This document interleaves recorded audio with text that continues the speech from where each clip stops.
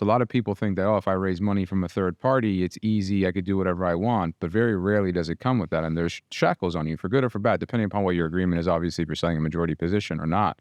But what are the risks you would say if you ever brought on other people, which I believe you guys raise money, that you make sure that doesn't happen again and protect yourself from it?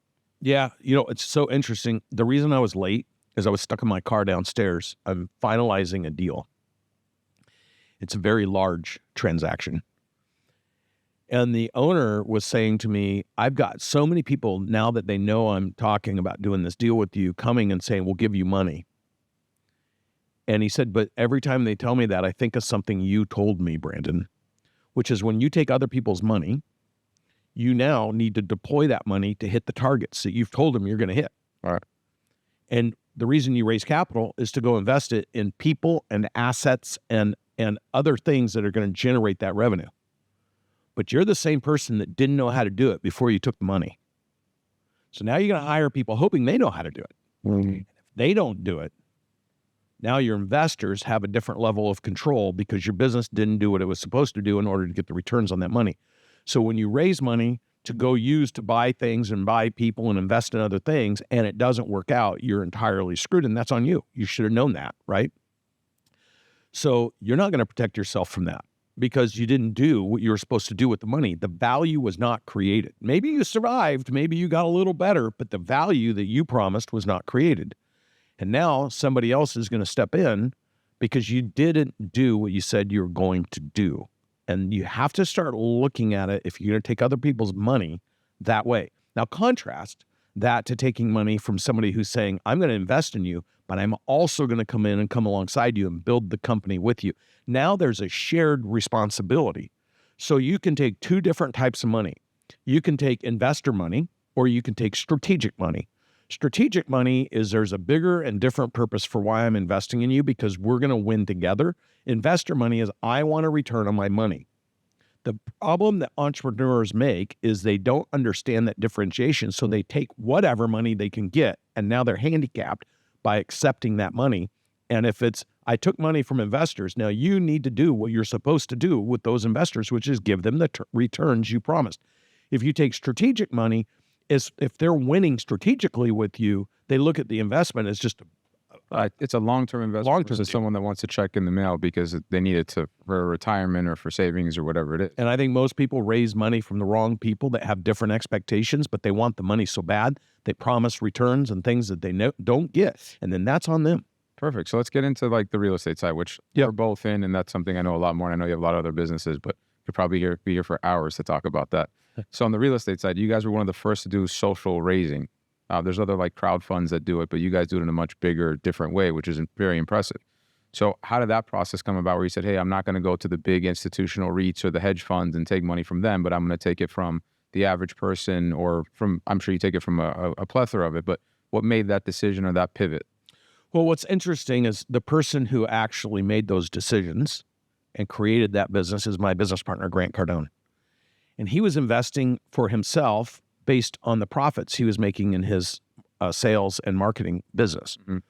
And when and friends and family saw his success and were like, hey, can we invest with you? Can we invest with you? Can we invest with you? And he was like, yeah, sure, come on in. So he was letting his friends and family come in on a pro rata basis, but he was taking care of everything.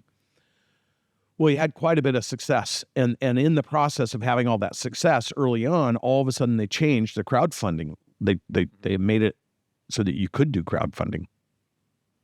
And Grant saw that.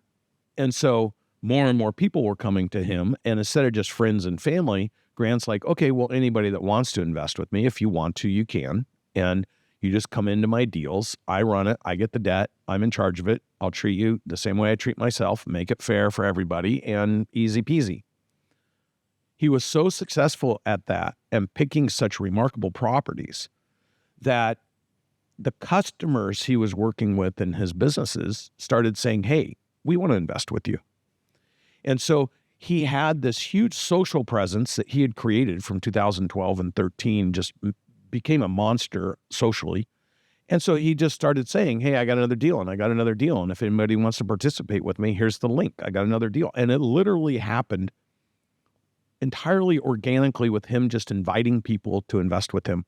And that has perpetuated. By the way, when I partnered with him, he was the number one human being that had raised over $250 million of crowdfunding in 2019, just 5 years ago.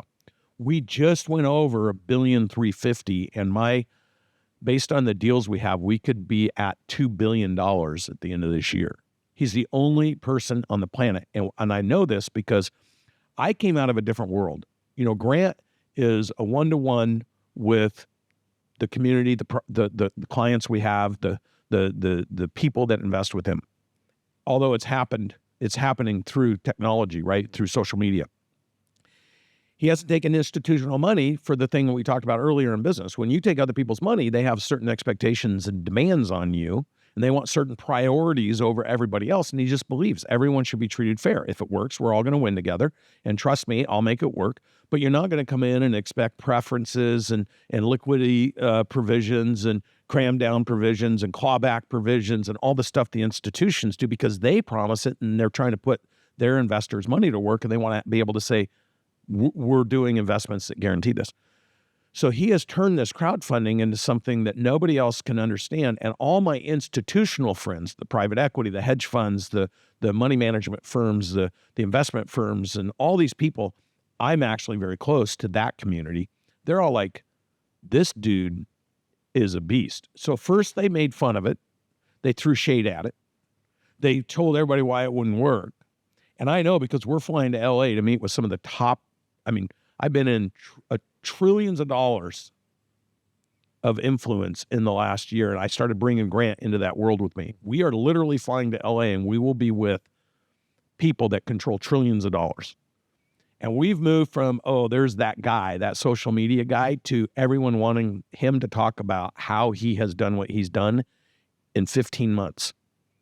Because no one has been able to do it, and he's not going to stop, and now we're going to do it for business. So we're launching our private equity group because our philosophy is we're going to invest in people that we care about. We're going to invest in things we're interested in. We're going to invest in things that we know we can leverage and help people perform bigger, better, faster in real estate and in business. And we're going to do it in a friendly investment environment versus a cram down environment. And we're going to win and go create a $100 billion portfolio here in the next 10 years. That's our next round of growth.